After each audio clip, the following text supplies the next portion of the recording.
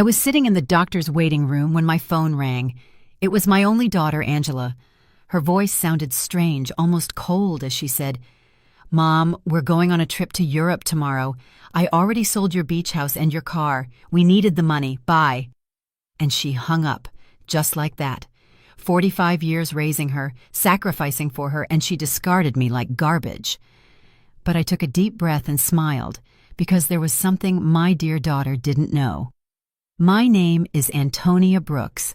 I'm 71 years old, and until that moment, I thought I knew my daughter. I had become a widow 6 months ago. My husband, Robert, had passed away from a heart attack while we were eating breakfast, just as we had done every morning for 45 years. That morning, he had served me coffee with cream and toast. As always, he had kissed my forehead and said, "Good morning, my love." Those were his last words. Since then, Angela had been more present in my life, or so I believed. She came to visit 3 times a week. She helped me with the funeral arrangements and accompanied me to the grocery store. She even suggested I see a doctor for a general checkup. "Mom, you need to take better care of yourself now that you're alone," she'd say with that smile I thought was love, but now I understood was for convenience. The beach house had been our sanctuary for years. Robert and I bought it when Angela was 15, with a lot of hard work and sacrifice. Every summer we'd go there, building memories, celebrating birthdays and Christmases. Angela would bring her boyfriends, and later her husband, Edward. I would cook for everyone, clean, and do the laundry. It was our family tradition. I never thought she'd see it as just money. And the car, that old Ford pickup truck Robert cared for like his own child. He'd wash it every Sunday, change the oil religiously, and always park it in the same spot under the shade of the tree. Angela knew what that truck meant to me. It was the last thing I had left of him. His scent still lingered on the seats. When she hung up, I stayed there on that uncomfortable green plastic chair, surrounded by other sick people, and for the first time in months, I didn't cry. Something strange happened inside me, a calm I hadn't felt since Robert's death. Because in that moment, I remembered something I had completely forgotten. 3 days before he died, Robert had handed me a manila envelope. "Antonia, put this in the drawer of your dresser. If something happens to me, open it after a while, but only when you feel ready." I had put it away without much thought. After the funeral, with so much grief and so many arrangements, I simply forgot. But there it was, waiting for me at home. The nurse called me to go into the office. The doctor examined me and said I was in good health for my age, that I just needed to rest more and eat better. I nodded and smiled, but my mind was elsewhere. I was thinking about that envelope, about the coldness in Angela's voice, and how Edward was probably behind all of it. He had never liked me. He always saw me as a nuisance. I left the office and walked slowly to the bus stop. I no longer had a car, according to Angela, but as I waited, I couldn't help but smile. There was something poetic about all of this. My daughter thought she had left me with nothing, but what she didn't know was that Robert, my dear Robert, had always been a man who planned ahead. The bus arrived, and I sat by the window. I watched the city go by. The houses, the stores, people rushing everywhere, all with their own tragedies, their own secrets. I had my own too, and I was about to discover them. When I got home, I went straight to my room. I opened the dresser drawer, and there was the manila envelope, exactly where I had left it. My hands trembled slightly as I picked it up. I could feel there were several documents inside. Robert had written my name on the front in his neat handwriting. I sat on the bed we had shared for so many years and took a deep breath. It was starting to get dark outside, and the house was filling with those familiar shadows that no longer scared me. I opened the envelope slowly, as if unwrapping a birthday gift. What I found inside would change everything. What I found in that envelope took my breath away. There were legal documents, deeds, bank certificates, and a handwritten letter from Robert. My eyes filled with tears as I read his familiar handwriting. "My dear Antonia, if you are reading this, it means I am no longer with you. Forgive me for not telling you everything while I was alive, but I wanted to protect you from worries. Over the years, I invested our savings in properties and businesses. We don't just have the beach house, we have 6 other properties, including the apartment building where Angela and Edward live. We also have shares in 3 companies that are worth more than you can imagine. You are rich, my love. You always were rich. But now you are on paper, too. My hands trembled as I looked through the documents. There were deeds to houses in different city neighborhoods, a downtown condo, a small motel on the coast, and indeed, the 20-story apartment building where my daughter lived. Robert had been the silent owner for the past 10 years, but had put everything in the name of a company I didn't know about. And according to the papers, I was the sole heiress of that company. There were also bank statements for accounts I never knew existed, with numbers that seemed unreal. Robert had been a bus driver for 40 years, but apparently he had also been a very smart investor. Every penny we saved, every sacrifice we made, he had multiplied in silence, and I never knew anything. In the letter, Robert explained that he had kept it all a secret because he didn't want me to worry about money or for Angela to know about our real financial situation. You know our daughter, Antonia. If she knew we had so much money, her attitude would change. I want her to love us for who we are, not what we have. What irony. Our daughter had left us thinking we had nothing, when in reality, we had everything. That night, I couldn't sleep. I walked around the house, touching the old furniture and the knickknacks Angela had always criticized for being outdated.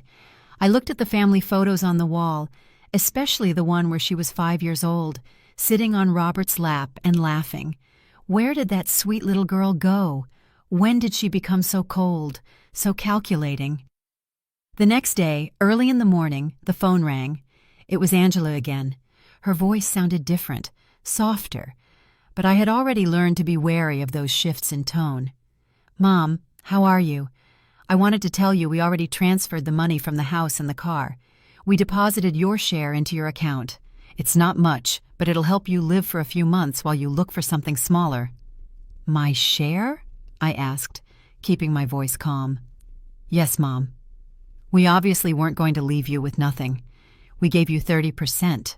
That's fair, right? We need the money for our investment in Europe. Edward has an incredible business opportunity over there. 30% of my own things. How generous. I see, honey. And when do you leave? This afternoon. Our bags are already packed. We'll be gone for at least 6 months, maybe more if the business goes well. But don't worry, Mom. When we get back, we'll help you find a small apartment, something that fits your needs. Fits my needs, as if she knew what my needs were. Okay, Angela, have a safe trip. Oh, Mom, I knew you'd understand. You've always been so compassionate. We love you so much. And she hung up. I stood there with the phone in my hand, and for the first time in months, I laughed. I laughed like I hadn't since Robert died. The situation was so absurd, it was comical. My daughter had robbed me, kicked me out of my own house, talked to me with unbearable condescension, and all to fund a European adventure that would probably be a disaster. But what bothered me most wasn't the money. It was the ease with which she had discarded me. 45 years of my life dedicated to her, of sacrifice, of unconditional love, and she had erased me from her life with a 2-minute phone call. That was what truly hurt. I checked my bank account online. Sure enough, they had deposited an amount that probably seemed generous to them, but to me was a mockery. They had sold the beach house for much less than it was worth, likely because they needed the cash quickly, and they had sold Robert's truck for a pittance. That afternoon, from my window, I watched Angela and Edward load their suitcases into a cab. He was carrying 2 huge suitcases. She had a very expensive-looking carry-on bag. I watched them laugh, kiss, and make plans. They looked like 2 teenagers excited for an adventure. They never looked toward my window, never said goodbye. When the cab drove away, I sat in the kitchen with a cup of tea and Robert's documents spread out on the table. I had to make some decisions. I could call a lawyer, reclaim my properties, and get back everything they had taken. But something told me there was a better way to handle this, a more educational way. I called Mr. Peterson, the lawyer who had handled Robert's affairs. He had been at the funeral, had given me his condolences, and had told me to call if I ever needed anything. Well, now I needed him. "Mrs. Brooks, it's good to hear from you. How are you?" "I'm doing well, Mr. Peterson. I need to see you urgently. I found some documents from Robert that I don't quite understand." "Of course. You can come to my office tomorrow morning. I'll be there." That night, for the first time in months, I slept soundly. I dreamed of Robert. He was sitting in his favorite chair reading the newspaper, just like every morning, and when he saw me, he smiled and said, "It's about time, my love. It's about time you stood up for yourself." I woke up with a strange feeling. It wasn't exactly happiness, but it wasn't the sadness I had felt for so many months either. It was something like determination. For the first time since Robert's death, I had a clear purpose. I was going to get back what was mine, but not in the way Angela expected.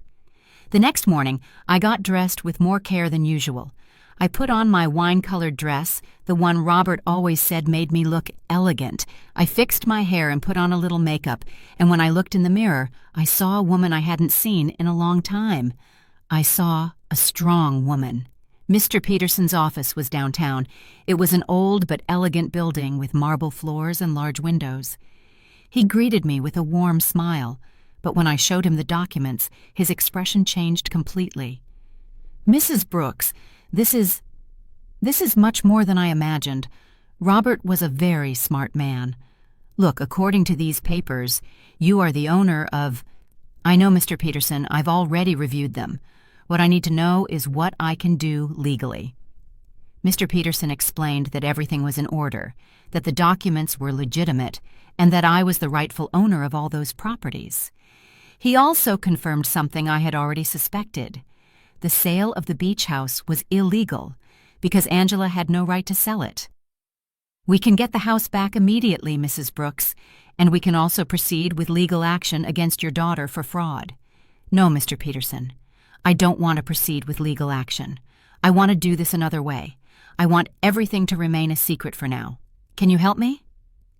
He looked at me with curiosity, but he nodded. "Of course. You are my client. What do you need?" "I need you to discreetly get the beach house back, do what is necessary to nullify that fraudulent sale, and I need you to help me gain real control of all my properties, especially the building where my daughter lives." "I understand. It will be a process that takes a few weeks, but it's completely feasible." "Perfect. And Mr. Peterson, I need no one to know I am behind all of this, at least for now." When I left his office, I felt as if I had woken up from a very long dream. I walked through the downtown streets, watching the people, the buildings, the life that was going on as normal. But for me, everything had changed. I had a plan. The following weeks were the strangest of my life. Officially, I was a poor widow who had been abandoned by her daughter, but in secret, I was a rich woman silently orchestrating the recovery of my assets. Mr. Peterson worked efficiently, and every few days he would call me with updates on the progress of the legal proceedings. I decided to stay in my house for the time being.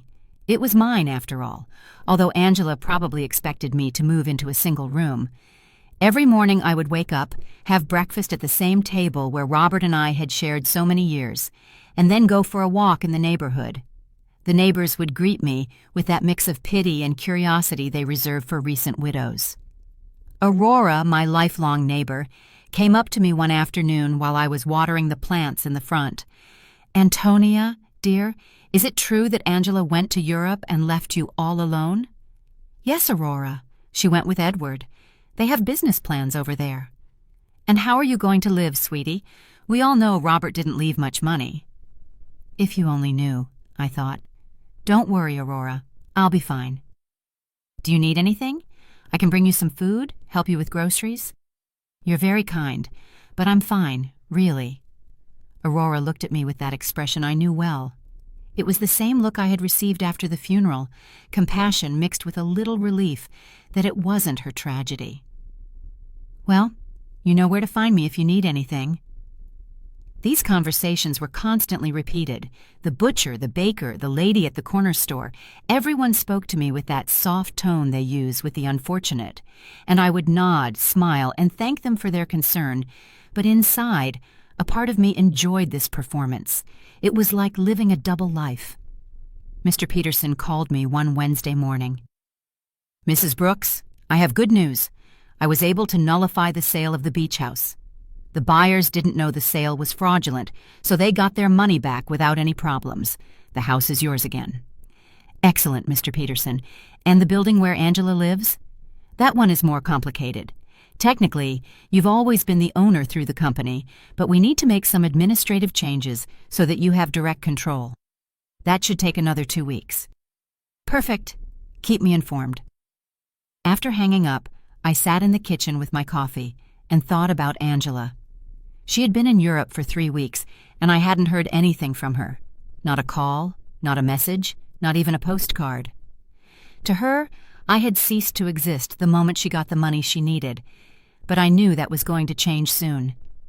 I decided to visit the beach house. I took the bus to the coast, the same route Robert and I had taken hundreds of times. The house was exactly as I remembered it, small, painted cream-colored, with a porch overlooking the ocean.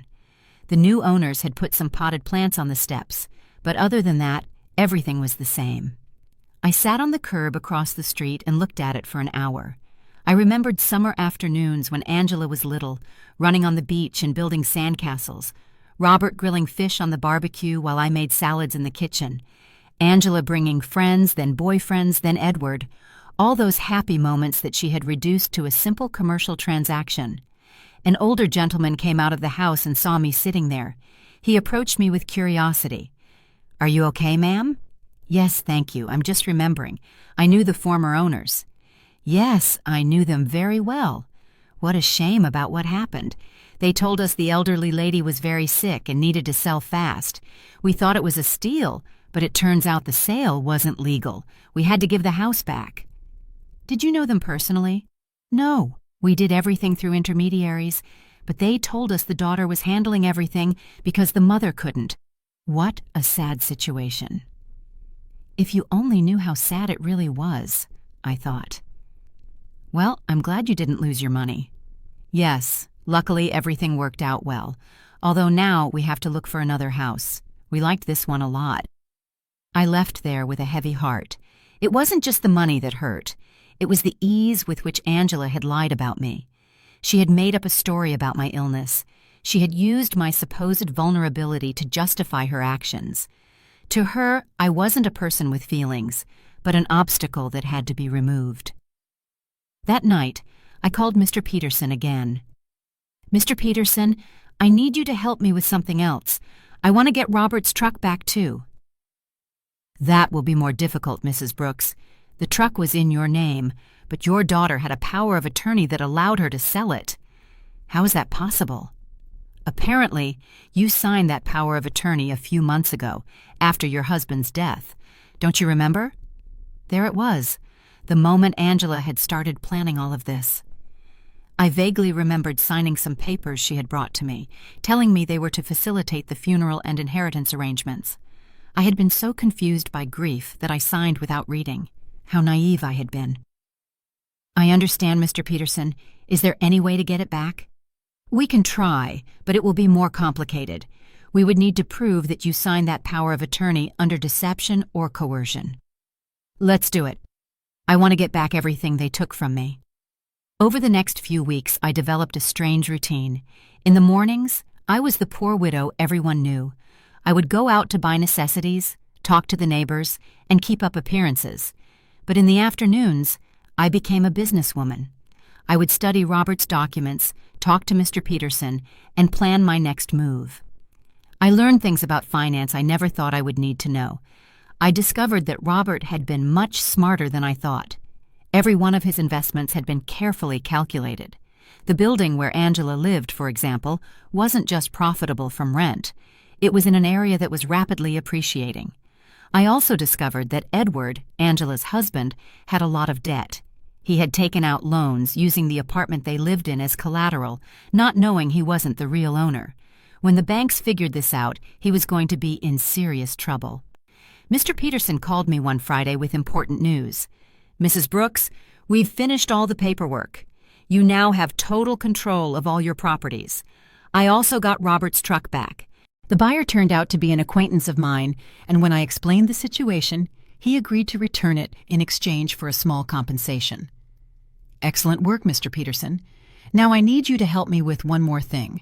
I want you to send a letter to my daughter." "What kind of letter?" "An eviction notice." There was silence on the other end of the line. "Mrs. Brooks, are you sure you want to do this?" "Completely sure. She decided I wasn't important in her life. Now she's going to find out how important I really am." "I understand. Do you want me to send it to Europe?" "No. I want you to give it to her when she gets back. I have a feeling it's going to be very soon." I wasn't wrong.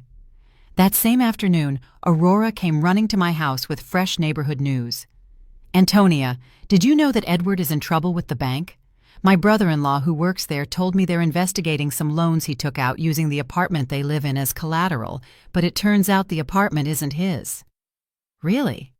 "Yes. And it seems Angela didn't know anything. They're saying she's going to have to come back from Europe to sort out this mess.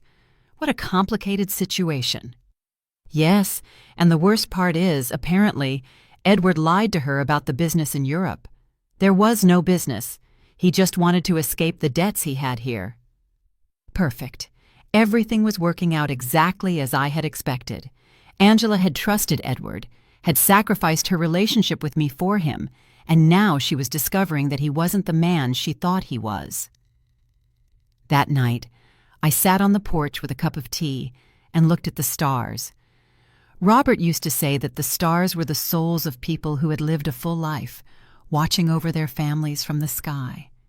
If that was true, then he was up there, watching his plan unfold perfectly. "Thank you, my love," I said to the sky. "Thank you for taking care of me, even after your death." The next day, Mr. Peterson called me early. "Mrs. Brooks, I have some news. Your daughter just arrived in the country. She's at the airport alone." "Alone?" "Yes, apparently Edward stayed in Europe. There are rumors they had a very big fight." "I see. Did you send the letter?" "I'm going to send it today. She should receive it tomorrow." I hung up the phone and stood there in the kitchen, feeling a mix of nervousness and anticipation. After so many weeks of silent planning, the moment for the first real move had finally arrived. Angela was about to discover that her mother was not the defenseless victim she believed. Angela arrived at her apartment on Tuesday night. I knew this because Aurora, who seemed to have informants throughout the neighborhood, came to tell me the next day. "Antonia, your daughter came back last night. I saw her go in with one suitcase, but she looked terrible, pale, with dark circles under her eyes, as if she had been crying the whole flight. Alone, completely alone. And something strange, Antonia, when the doorman asked her for the keys, she didn't have them. She had to ask the superintendent to let her in with the emergency copy." Interesting. Edward had the keys, which meant he had probably decided not to come back. Or maybe Angela had discovered something about him and had fled. In any case, my daughter was back, and very soon she would receive my little welcome gift. Mr. Peterson called me that same afternoon. "Mrs. Brooks, the letter was delivered an hour ago. The doorman confirmed that your daughter received it in person." "Perfect. How long did we give her?" 30 days to vacate the apartment as per legal standards. "But Mrs. Brooks, are you sure you want to do this? She is your daughter, after all." "Mr. Peterson, my daughter kicked me out of my own house with a 2-minute phone call. She sold my things without asking. She treated me like garbage. Now she's going to learn that actions have consequences." "I understand. I just wanted to make sure you had considered all the implications."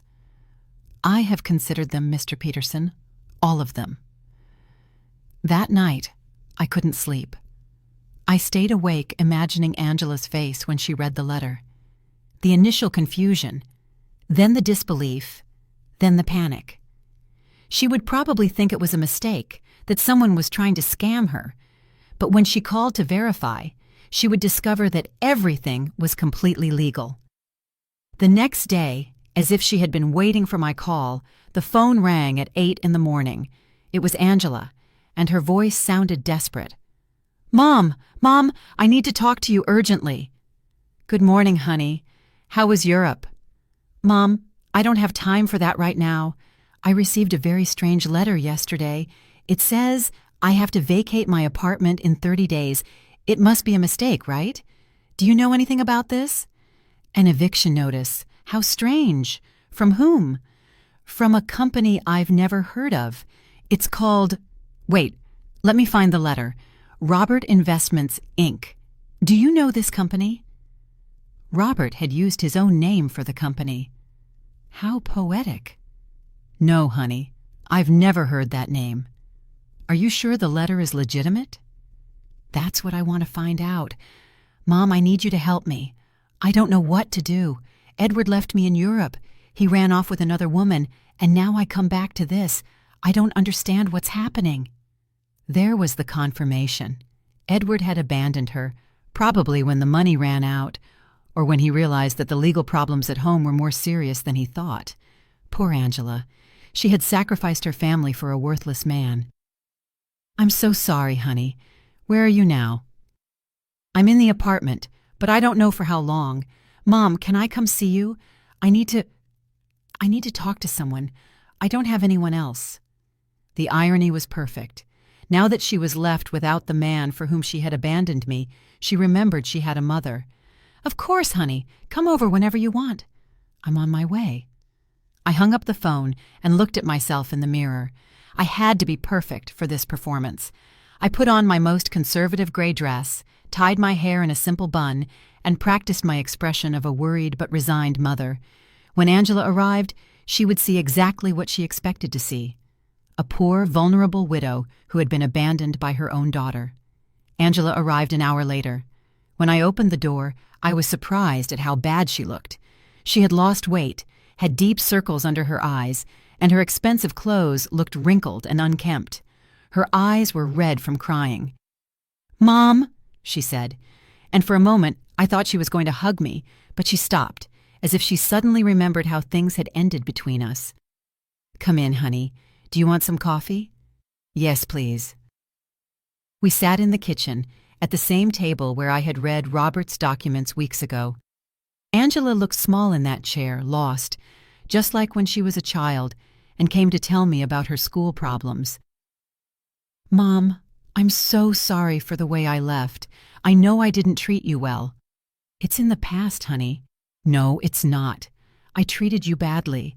I said horrible things, and now—" her voice broke— "now I have no one."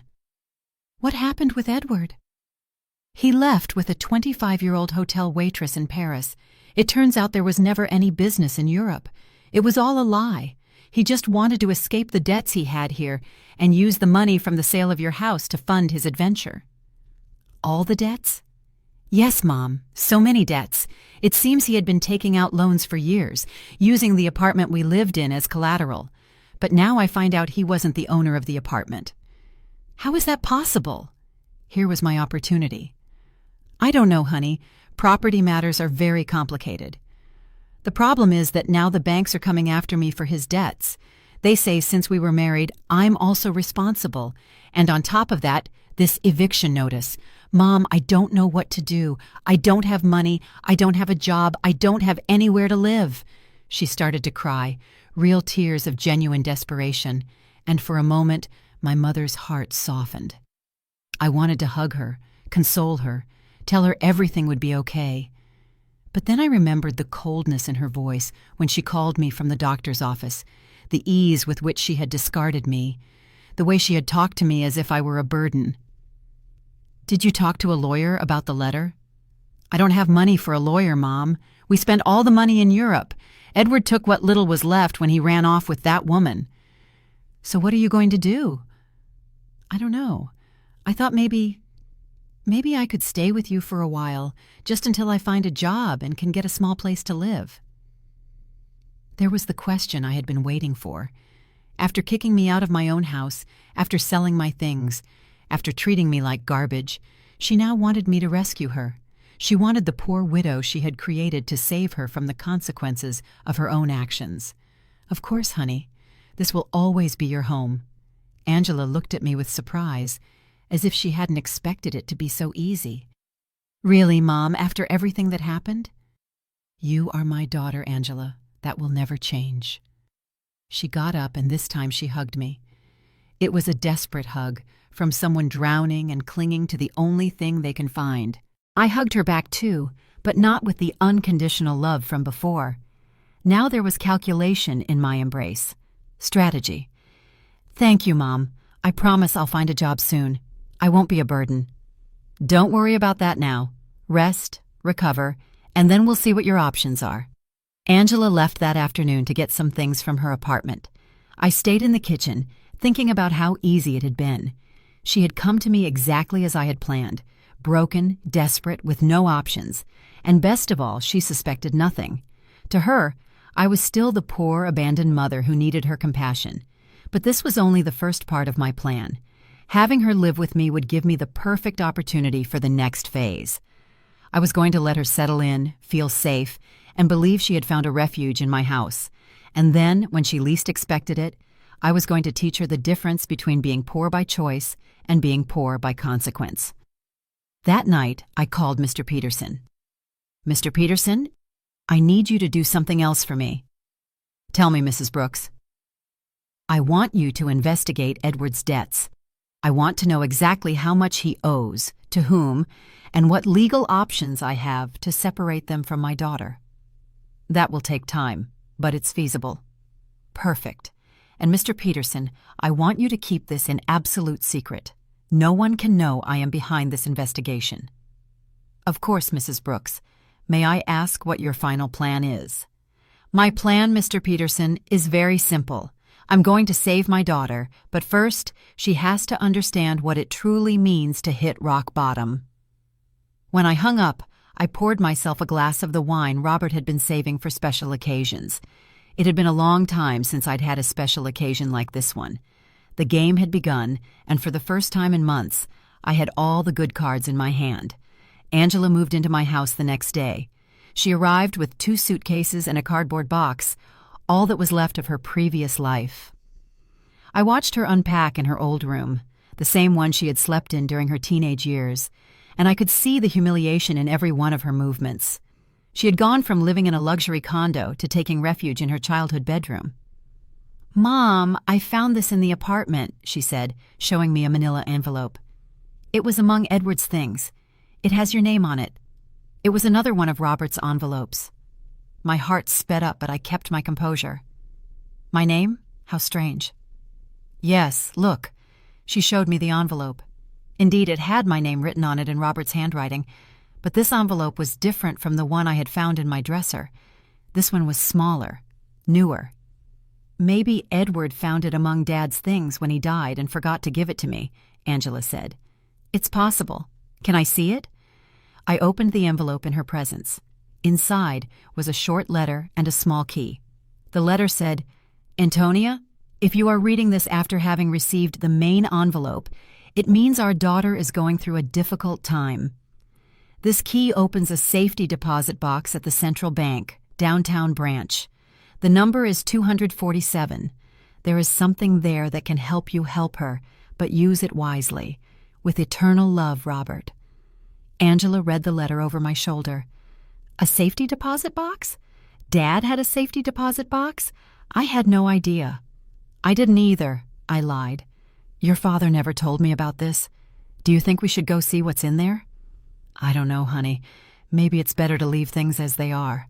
"But Mom, maybe there's something important in there, documents, or, I don't know, maybe something valuable that can help us." The desperation in her voice was palpable. Angela was clinging to any possibility of finding a way out of her situation, and I was going to let her cling a little longer before I showed her the complete reality. "Okay," I said after a calculated pause. "We can go tomorrow." That night, Angela and I had dinner together for the first time in months. She had cooked, trying to be useful, but the food tasted of guilt and desperation. She told me more details about what had happened in Europe, and each story was worse than the last. Edward lied about everything, Mom, not just the business, but the debts, too.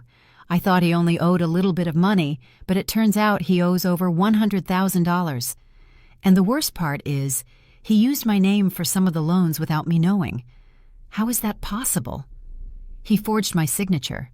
When I married him, I gave him some documents to handle the banking for our joint account.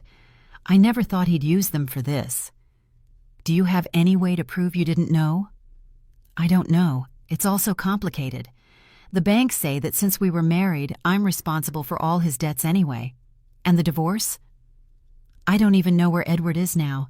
He just disappeared. His phone is disconnected. He doesn't answer emails. Nothing. It's as if he vanished. Perfect. Edward had run away like the rat he had always been, leaving Angela to face the consequences of her actions alone. In a way, he had done me a favor. Now my daughter was experiencing exactly what I had felt when he abandoned me. Betrayal by someone she had completely trusted. I'm so sorry, honey. I didn't know things were so bad. I didn't either, Mom. I thought Edward loved me, that we were going to build something together, but it turns out I was just an easy way for him to get money and documents. Angela started to cry again.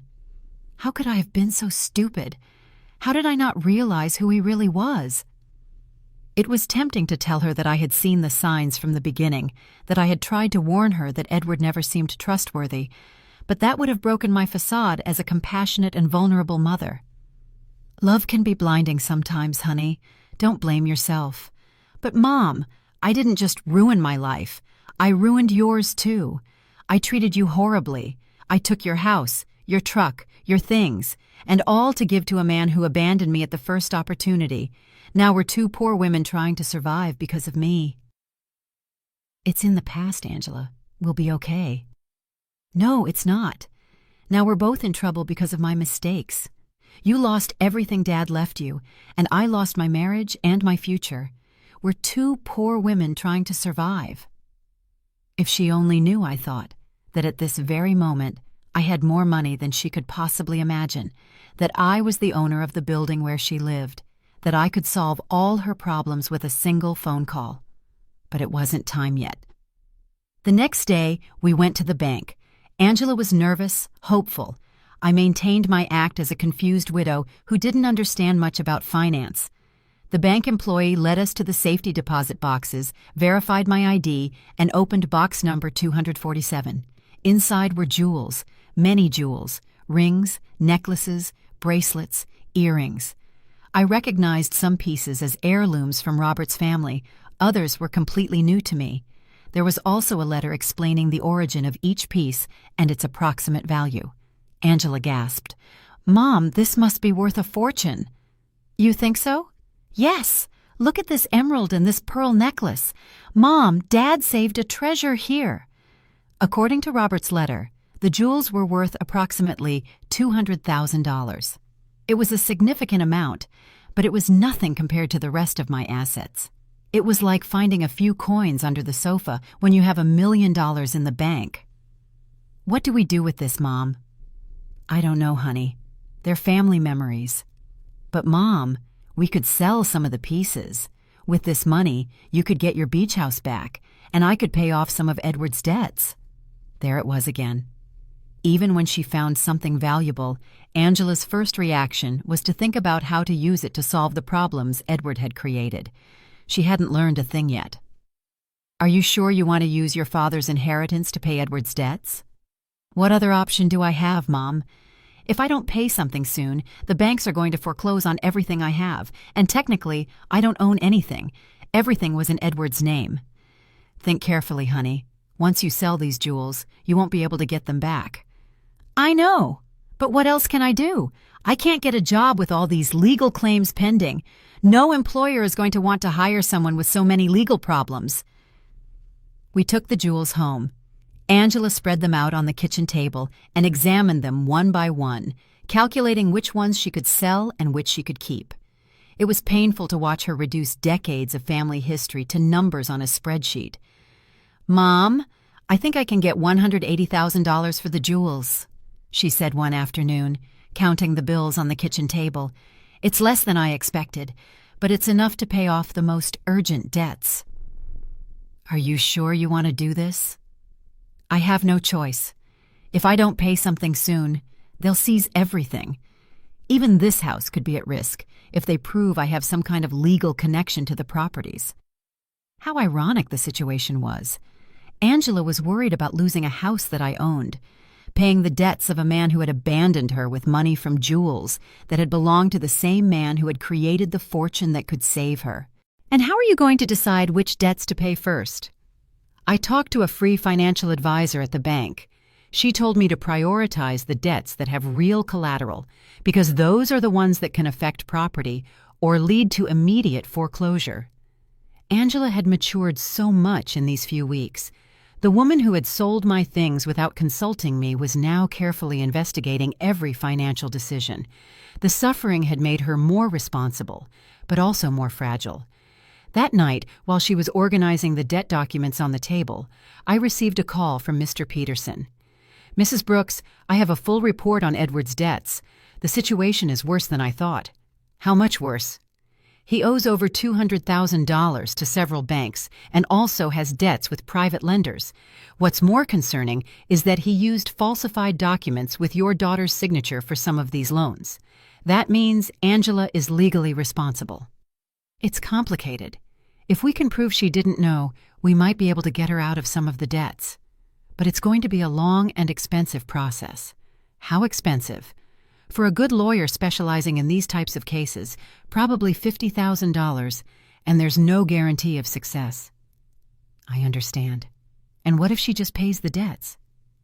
If she has the money, that would be the fastest solution, but I doubt she has access to that amount. Mr. Peterson, I want you to prepare all the necessary documents to get my daughter out of these debts, but don't tell her anything yet. You're going to pay, Mrs. Brooks? I'm going to do whatever is necessary to protect my daughter, but this has to be handled in a very specific way. When I hung up, I found Angela in the living room, looking at the jewels with a sad expression. She looked lost, like a child who had broken her favorite toy and didn't know how to fix it. What are you thinking about, honey? About Dad. About how disappointed he would be in me if he could see what I did with my life. Your father loved you very much, Angela. He would understand. No, Mom. He taught me to be responsible, to value family, not to be selfish, and I did the exact opposite. I abandoned my mother for a man who turned out to be a liar. I sold my family's memories for money. I ruined everything he built. For the first time since she had returned, I heard a genuine regret in her voice. It wasn't just lamenting the consequences of her actions, but a true acknowledgement that she had done something morally wrong. People make mistakes, honey. The important thing is to learn from them. But how do I learn from this, Mom? How do I fix the damage I've done? There was the question I had been waiting for. Angela was finally ready to face the truth about her actions and their consequences. But it wasn't yet time to reveal my final card. First, I had to let her hit rock bottom completely. The next few days were crucial for my plan. Angela decided to sell most of the jewels, keeping only the engagement ring Robert had given me and a small necklace that had belonged to her grandmother. I watched her prepare to go to the jewelry stores, research prices, and negotiate with buyers. It was painful to watch her reduce decades of family history to commercial transactions, but it was necessary for her to understand the real weight of her decisions. Mom, I got $180,000 for the jewels, she told me one afternoon, counting the bills on the kitchen table. It's less than I expected, but it's enough to pay off the most urgent debts. Are you sure you want to do this? I have no choice. If I don't pay something soon, they'll foreclose on everything. Even this house could be at risk if they prove I have some kind of legal connection to the properties. How ironic the situation was. Angela was worried about losing a house that I owned, paying the debts of a man who had abandoned her with money from jewels that had belonged to the same man who had created the fortune that could save her. And how are you going to decide which debts to pay first? I talked to a free financial advisor at the bank. She told me to prioritize the debts that have real collateral because those are the ones that can affect property or lead to immediate foreclosure. Angela had matured so much in these few weeks. The woman who had sold my things without consulting me was now carefully investigating every financial decision. The suffering had made her more responsible, but also more fragile. That night, while she was organizing the debt documents on the table, I received a call from Mr. Peterson. "Mrs. Brooks, I have important news. We managed to locate Edward." "Where is he?" "In Paris, just as your daughter suspected. But here's the interesting part. He's trying to get French residency through a fake marriage with that young woman your daughter mentioned." "A fake marriage?" "Yes. Apparently the girl needs papers, and he needs a way to stay in Europe without being deported. But the most important thing is that we found evidence that he deliberately falsified your daughter's documents with the intention of fleeing the country. That means Angela can get out of the debts." "With this evidence, yes. We can prove fraud and coercion. Your daughter won't have to pay anything for what Edward did behind her back." It was perfect. I had a way to save Angela from all her debts legally, without her suspecting that I had the money to do it. "Mr. Peterson, I want you to start the legal process immediately. Don't tell my daughter anything yet. I want the process to be completely finished before I tell her. I don't want to give her false hope." "Understood. This will take about 3 weeks, maybe a month." "Perfect." When I hung up, Angela looked at me with curiosity. "Who was that, Mom?" "A lady who was asking about Mrs. Davis, our neighbor on the corner. She had the wrong number." Lying had become easy. Every day that passed, I felt more comfortable with this double life I was leading. On one hand, I was the poor, abandoned mother Angela believed me to be. On the other, I was a wealthy woman, silently orchestrating my daughter's salvation and education. Over the next 2 weeks, I watched Angela struggle with decisions she never had to make.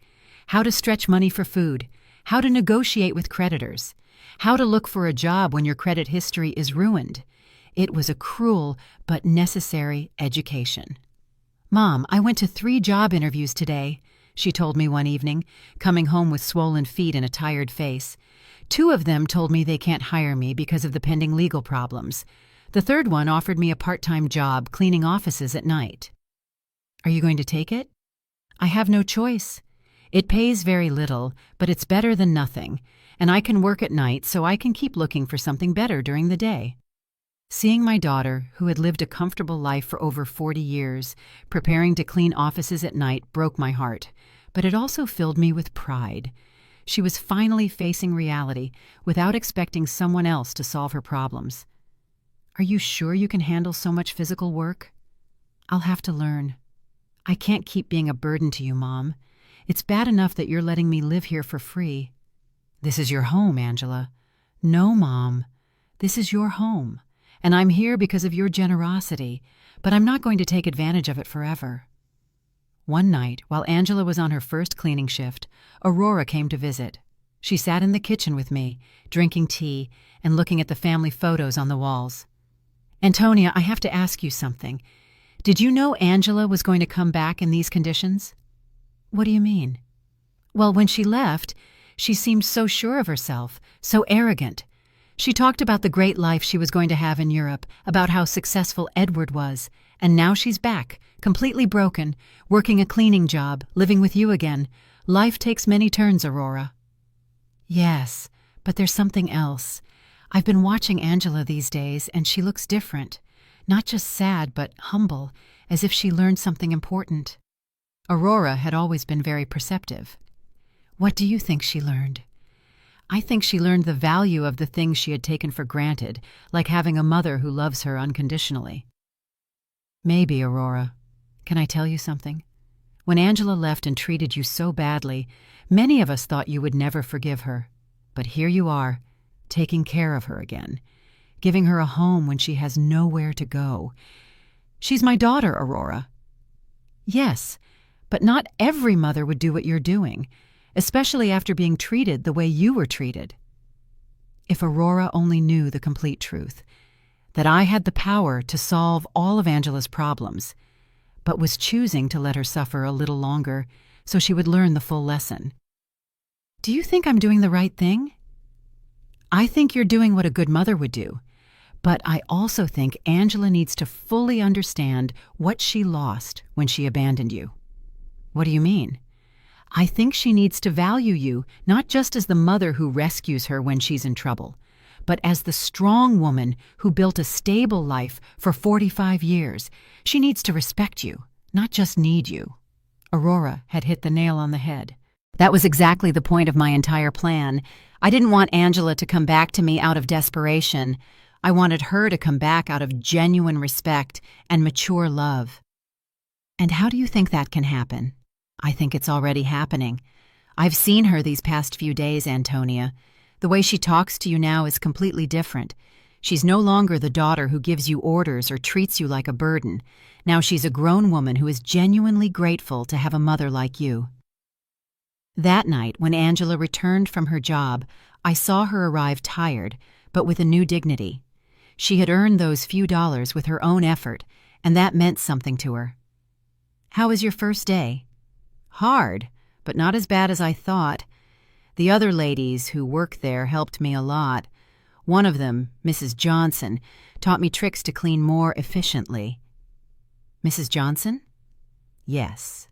She's 60 years old and has been cleaning offices for 20 years. She told me she started after her husband left her with 3 small children.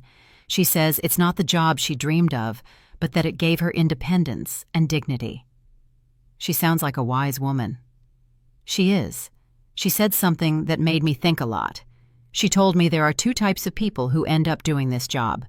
The ones who are there because they never had opportunities, and the ones who are there because they ruined the opportunities they did have. She asked me which group I was in. And what did you tell her? I told her the truth, that I had all the opportunities in the world, a family that loved me, a stable home, an inheritance, and that I ruined it all by following a worthless man. What did she say? She laughed and said, "Well, honey, then at least you know exactly why you're here. That puts you 1 step ahead of most people." Angela poured herself a glass of water and sat with me at the table. "Mom, I want you to know something. These past few weeks have been the hardest of my life, but also the most important." "Why?" "Because I finally understand what really matters. It's not money. It's not living in the most luxurious apartment. It's not impressing people. It's having people who genuinely love you, who are there when everything falls apart." "Angela, no, let me finish. You have every right to hate me for what I did to you. I abandoned you when you needed me most. I took everything Dad left you. I treated you as if you were a nuisance. And now I'm here again, expecting you to forgive me and take care of me. I already forgave you, honey. But I haven't forgiven myself. And I won't until I prove that I've truly changed, that I've learned from my mistakes." Mr. Peterson called me the next morning. "Mrs. Brooks, I have excellent news. The legal process is almost complete. We can get your daughter out of all of Edward's debts." It was time. After weeks of watching Angela struggle, work, and reflect on her mistakes, the moment had finally arrived to show her that she had never been alone, that she had always had someone quietly watching over her. "Mr. Peterson, I want you to organize a meeting. It's time for my daughter to know the whole truth." Mr. Peterson arranged the meeting for Friday morning at his office. I told Angela that I had made an appointment with a lawyer who could help her with her legal problems, but I didn't explain the details. She agreed to come, although she was nervous about the cost of the consultation. "Mom, I don't have money to pay a lawyer. I barely have enough to cover basic expenses." "Don't worry about that now, honey. Let's just hear what he has to say." We arrived at Mr. Peterson's office on time. Angela had dressed in her best clothes, which now looked a little big on her thinner body. She was nervous, wringing her hands, expecting another piece of bad news on her endless list of problems. Mr. Peterson greeted us with his usual professional smile. Miss Brooks, thank you for coming." "Thank you for seeing us," Angela replied, "although I should warn you that my financial situation is very complicated and I probably can't afford high fees." "That's exactly what we're going to talk about," Mr. Peterson said, exchanging a look with me. But first, I need you to review these documents." Mr. Peterson handed Angela a thick folder. She opened it and began to read, her expression gradually changing from confusion to surprise. "I don't understand. These documents say that Edward forged my signature, that there is evidence of fraud, that I am not responsible for the debts." "That's right. We have been investigating your case for the past few weeks. We found enough evidence to prove that you were a victim of identity fraud." "But how is that possible? Who paid for this investigation? I don't have money for this." Mr. Peterson looked at me. It was my moment. "Angela, there's something I need to tell you." "What, Mom?" I took a deep breath. After weeks of acting, I was finally going to reveal the truth. "Your father left me more than you knew, much more." "What do you mean?" "Mr. Peterson, show her the other documents." Mr. Peterson took out a second folder and handed it to Angela. This time, the documents were the property deeds, the bank statements, the investment certificates, the entire fortune Robert had built in secret. Angela read in silence for several minutes. Her face went through a complete range of emotions: confusion, disbelief, shock, and finally, comprehension. "Mom, this says you are the owner of the building where I lived." "Yes, and that you have other properties, bank accounts, investments?" "Yes, this means that when I sold the beach house, it was my house, and the sale was fraudulent." "I already got it back." Angela stared at the papers, trying to process the information. "How long have you known this?" "Since the day you called me from the doctor's office." "You knew all this when I came back from Europe asking for help?" "Yes." "You knew you could solve all my problems when you saw me crying every night?" "Yes." There was a long, tense silence. Angela closed the folders and looked directly into my eyes. "Why, Mom? Why did you let me suffer when you could have helped me?" This was the question I had been waiting for weeks. "Because you needed to learn something you couldn't learn any other way." "What?" "You needed to learn the value of the things you had lost, the value of family, of respect, of responsibility. When you abandoned me, it wasn't just money you took from me. It was dignity, it was love, it was trust." Angela started to cry, but they weren't tears of self-pity, like the ones she had shed during these weeks. They were tears of deep understanding. "I abandoned you when you needed me most." "Yes." "I treated you like garbage." "Yes." "And you saved me anyway." "Yes, but not in the way you expected. I didn't save you by giving you money so you could keep making the same mistakes. I saved you by letting you hit rock bottom so you could learn to save yourself." Mr. Peterson discreetly intervened. "Miss Brooks, your mother has paid all the legal expenses to free you from Edward's debts. She has also recovered all the properties that were sold fraudulently. You are completely free of legal problems." "And the cleaning job I got?" "You can quit if you want," I said, "but I hope you don't." "Why?" "Because that job is teaching you something you never learned when everything was easy. It's teaching you the value of your own effort, the dignity of honest work, the importance of valuing every dollar you earn." Angela wiped her tears and looked at me with an expression I hadn't seen in years. It wasn't the look of a daughter who needs her mother, but the look of a grown woman who respects another woman. "Do you forgive me, Mom?" "I forgave you a long time ago, honey. The question is, can you forgive yourself?" "I don't know if I can. I did unforgivable things." "People make mistakes, Angela. The important thing is what we do after we recognize those mistakes." Mr. Peterson left us alone in his office for a few minutes. Angela and I sat in silence, processing everything that had happened.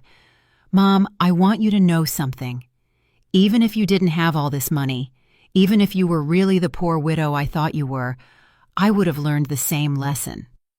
"What lesson?" "That there is nothing more valuable than having someone who loves you unconditionally. During these past few weeks, the only thing that kept me sane was knowing I had a home with you, that no matter how much I had ruined my life, you were still my mother. That will never change, Angela."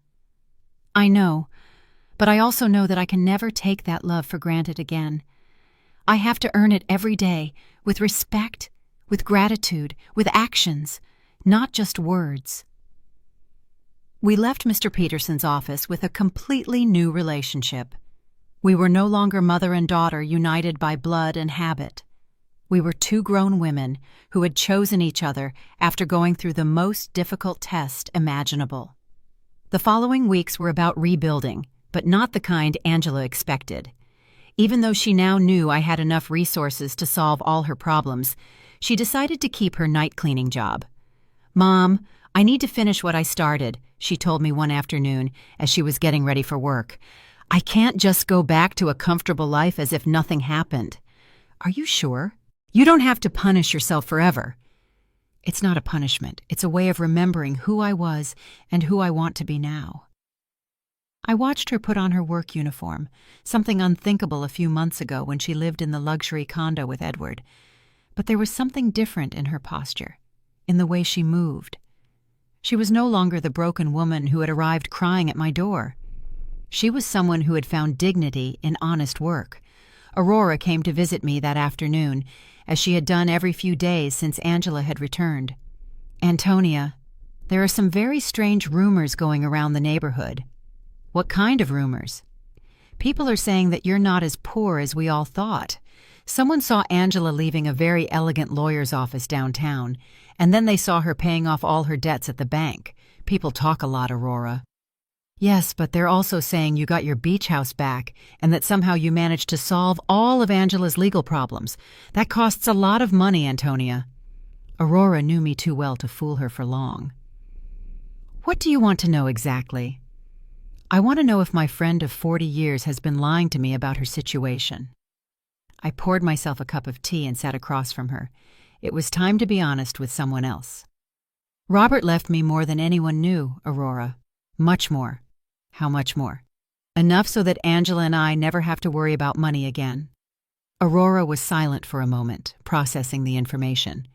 "And why did you pretend to be poor all these months?" "Because I needed Angela to learn something she couldn't learn any other way." I told her the whole story: Angela's cruel phone call, my plan of silent revenge, the weeks of watching her hit rock bottom, and finally, the revelation in Mr. Peterson's office. "Antonia, that is brilliant and terrible at the same time." "Terrible?" "Yes, because you let your own daughter suffer when you could have helped her immediately. But also brilliant, because I understand why you did it." "You do?" "Yes. Angela needed to learn the value of the things she had lost. If you had simply given her money to solve her problems, she would have learned that there's always someone who will rescue her from the consequences of her bad decisions." "Exactly. But Antonia, didn't it hurt you to see her suffer?" "Every day. Every night I saw her crying. Every morning I saw her get up to go to work, tired and defeated. But I knew that if I rescued her too soon, she wouldn't have learned the full lesson." "And do you think she learned it?" "Look for yourself. Angela knows that she now has access to enough money to live comfortably, but she chose to keep her job. She knows she can move to a better place, but she decided to stay here with me. She knows she doesn't have to worry about the debts, but she's using her own savings to help other women in similar situations." "She's helping other women?" "Yes. She became friends with the ladies she works with and is using some of the money she earned cleaning offices to help a coworker who is having trouble paying for her son's daycare." Aurora smiled. "That's not the Angela who went to Europe." "No, she's not. This Angela understands that money is a tool, not a goal. She understands that dignity comes from work and respect, not from material possessions." That night, when Angela returned from work, she found me reading in the living room. "Mom, I have to tell you something. Today, Mrs. Johnson asked me if I was the daughter of the rich lady from the north side of town." "What did you tell her?" "I said yes, that you have enough money for me not to have to work." "And do you know what she asked me next?" "What?" "She asked me why I was still working. So I explained that it was because I need to prove to myself that I can stand on my own 2 feet." "And what did she say?" She laughed and said, "Honey, that's the difference between being rich and acting rich. Your mom taught you how to be truly rich. Mrs. Johnson is very wise. She is, and she made me understand something important. It's not about the money you have, but about how you use it and how you relate to it. Angela sat down with me on the sofa. Mom, I want you to know that I've made a decision. I'm going to keep living here with you, but not as a daughter who has come back home to her parents. I want to stay here as a grown woman who chooses to share her life with her mother. What's the difference? The difference is that I'm going to pay my share of the expenses. I'm going to contribute to the upkeep of the house, and I'm going to treat this relationship as a partnership between two independent women who love and respect each other. Angela, you don't need to. Yes, I do, Mom. I need our relationship to be different from what it was before. Before, I was a daughter who took her mother's love and care for granted. Now, I want to be a grown woman who values and takes care of the most important relationship in her life. And your job? I'm going to keep working, but not necessarily cleaning offices forever. I want to go back to school. I want to prepare myself to do something more meaningful with my life, but I want to do it step by step, earning every opportunity. Do you have any idea what you want to study? Yes, I want to study social work. These past few weeks have taught me how many people are going through difficult situations without having anyone to support them. I want to use the resources we have to help other women who are going through what I went through. It was perfect. Angela had not only learned to value what she had, but she had found a way to use her experience for something constructive. And what about Edward? Mr. Peterson told me he was arrested in France for the fraudulent marriage. He's going to be deported soon, but honestly, Mom, I don't care anymore. That part of my life is over. You don't feel any resentment? No. Edward did me a favor without even knowing it. If he hadn't abandoned and betrayed me, I never would have hit rock bottom. And if I had never hit rock bottom, I never would have learned to truly value what I have. That night, for the first time in months, I went to bed completely at peace. My plan had worked perfectly. Angela had not only learned the lessons she needed to learn, but she had emerged from the experience as a stronger, wiser, and more compassionate person. Robert would have been so proud. 6 months later, our life had found a new balance that neither of us could have imagined before. Angela finished her social work studies with excellent grades, and I decided to use some of my resources to establish a foundation to help women in situations of domestic violence and financial abandonment. Mom, the letter from the university arrived, Angela said one morning, coming into the kitchen with an envelope in her hands. I was accepted into the master's program. I start next semester. But Mom, I want you to know I'm going to pay for it with my own savings. I've been saving money from my job at the city. The salary isn't high, but she had learned to live with the essentials and to value every dollar she earned. Are you sure? We can easily afford the master's program. I know, but I need to do it on my own. It's part of who I am now. Aurora came to visit that afternoon, as she had done every Friday for the past few months. She had become a confidant to both of us, watching our transformation with fascination. Antonia, I have to confess something, she said, pouring herself a second cup of tea. At first, I thought you were very cruel to Angela. And what do you think now? Now I think you were the wisest mother I've ever known. Look at your daughter. Really look at her. It was true.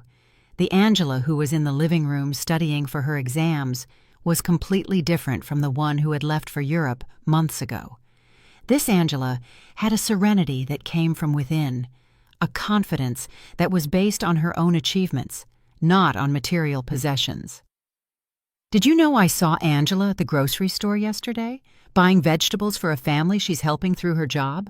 She hadn't told me, and when I asked her why she was using her own money instead of the government budget, she told me that some things can't be measured in official budgets. That night, Angela and I had dinner on the porch, something that had become a tradition. It was our time to talk about the day, plan for the future, and simply enjoy each other's company. Mom, I received a very strange letter today, she said, cutting her salad. From whom? From Edward. My muscles tensed. Edward? He wrote to you? From where? From prison in France. Apparently he was sentenced to 2 years for marriage fraud. In the letter, he says he regrets everything he did and wants to ask for my forgiveness. And how do you feel about it? Honestly, I don't feel anything. No anger, no sadness, no desire for revenge. It's as if that part of my life happened decades ago, not months ago. Are you going to write back? No. Not because I hate him, but because there's nothing to say. That Angela who married him no longer exists. This Angela has nothing to talk to him about. I was impressed by the maturity in her voice. The woman sitting across from me had developed an inner strength that came from hitting rock bottom and getting up on her own. Do you know what this whole experience taught me, Mom? What? That true love isn't the one that tells you what you want to hear. True love is the one that teaches you what you need to learn, even when it hurts. It's a difficult lesson to learn, but it's a necessary one. Edward told me what I wanted to hear. He made me feel special. He convinced me that I deserved a life of luxury without effort. You taught me that true wealth comes from hard work, respect, and genuine relationships. That night, after Angela went to her room to study, I sat on the porch alone, looking at the stars and thinking about Robert. I had promised him I would take care of our daughter, and I finally felt I had fulfilled that promise in the right way. I hadn't taken care of her by giving her money when she needed it. I had taken care of her by teaching her to take care of herself. I hadn't saved her by solving her problems. I had saved her by allowing her to learn to solve them on her own. The next day was Sunday, and we had planned to visit the beach house together for the first time since I had gotten it back. Angela hadn't wanted to go before, saying she needed time to process everything that had happened. "Are you ready?" I asked her as we got into the truck. "I think so." The trip was silent, but comfortable. When we arrived, Angela stood for a moment in the truck, looking at the house where we had spent so many family summers. "It looks exactly the same," she said finally. "Some things don't change, but others do. I am not the same person who sold this house." We went in together. The house was clean and tidy, exactly as Robert and I had kept it for years. Angela walked through each room, touching the furniture and looking at the family photos that hung on the walls. "Mom, I want to apologize." "You already apologized, honey." "No. I want to apologize specifically for this house, not just for selling it, but for reducing all our family memories to a commercial transaction. It's forgiven. This house represents 40 years of family summers, of birthdays, of Christmases.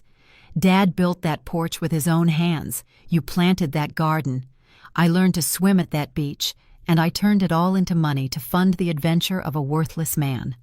She sat on the sofa where Robert used to read on Sunday mornings. "Do you know what hurts me the most?" "What?" "That when I sold it, I didn't feel anything. It was just another property. Now, being here again, I can feel Dad in every corner. I can hear his laughter, smell his morning coffee, see his reading glasses on the table. He is here, Angela. He has always been here." "I know. And I also know that he is proud of how you handled all of this." We spent the whole day at the house, cooking together, cleaning, and fixing small details. It was like a ritual of reconnection, not just with the place, but with the values that place represented. When the sun began to set, we sat on the porch Robert had built, looking at the ocean. "Mom, I have a proposal." "What is it?" "I want us to turn this house into a temporary shelter for women who are leaving situations of domestic violence, a place where they can stay while they rebuild their lives." It was the perfect proposal. Robert would have loved the idea that his beach house would serve to help other families. "I think that's a beautiful idea, honey. We can use some of the foundation's resources to maintain it, and I can oversee the program through my job." "Are you sure you want to turn our family sanctuary into that, Mom?" "The best sanctuaries are the ones that are shared. Dad always said that a house isn't truly a home until it opens its doors to other people who need love." He was right. Robert had always been generous with our home, inviting relatives, friends, and neighbors who needed a place to stay. We returned home that night with a new project and a completely renewed relationship. We were no longer mother and daughter united by obligation or need. We were two women who had consciously chosen to build a life together based on love, respect, and a common purpose. That night, before falling asleep, I spoke to Robert in silence. We did it, my love. Our daughter finally understood what truly matters. And for the first time since his death, I felt he answered me. I always knew you would. You're both stronger than you think. Justice had arrived not as revenge, but as education, not as punishment, but as transformation. And in the end, we had both gained something much more valuable than money. We had gained an authentic relationship built on a solid foundation that no future crisis could destroy. Did you like my story, and which city are you listening from? Let's meet in the comments. If you liked the story, you can support me by sending a super thanks so I can keep bringing more stories like this. Thank you so much for your sweet support. I'm looking forward to your comments on the story. On the screen, you can see 2 new life stories that I highly recommend. There's so much more on my channel. Don't forget to subscribe. See you in the next life story with love and respect.